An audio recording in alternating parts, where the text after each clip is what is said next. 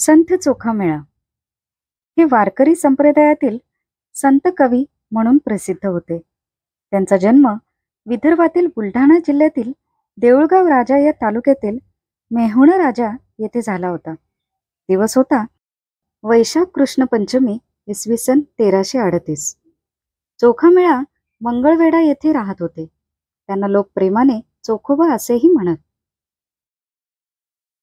चोखामेळा यांची पंढरपूरच्या विठ्ठलावर दृढ भक्ती होती.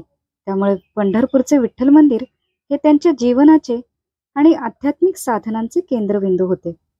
आणि वारकरी संप्रदायातील असल्यामुळे त्यांचे कुटुंब म्हणजेच त्यांची पत्नी सोयराबाई, मुलगा कर्ममेळा, बहिणी निर्मळा आणि मेहुणी बंका हे देखील विठ्ठल भक्त होते. चोखोबा महाराष्ट्रातील सामाजिकदृष्ट्या दुर्लक्षित असलेल्या अस्पृश्य मानल्या गेलेल्या महार जातीचे होते.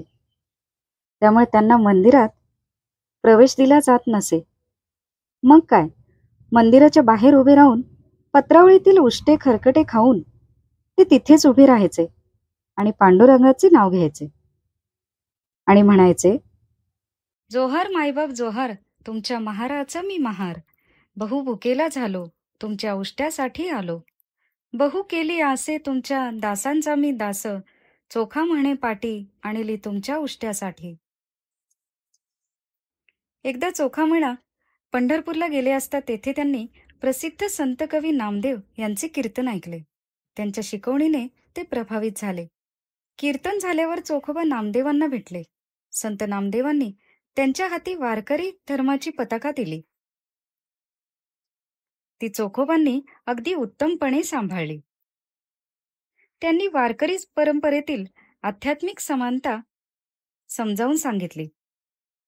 त्यांच्या कवितेमध्ये आणि अभंगामध्ये विठ्ठलावरचे प्रेम, भक्ती आणि करुणा तसेच आध्यात्मिक मुक्ती म्हणजे काय याविषयी सांगितले, जे आजही सर्वसामान्य लोकांना प्रेरणा देत आहेत. त्यामुळेच महाराष्ट्राच्या संत परंपरेत संत चोखोबा यांचे नाव मोठ्या अभिमानाने घेतले जाते. इसवी सन 1920 मध्ये पंढरपूर येथे संत चोखामेळा यांची समाधी बांधली गेली, जी आजही पाहायला मिळते.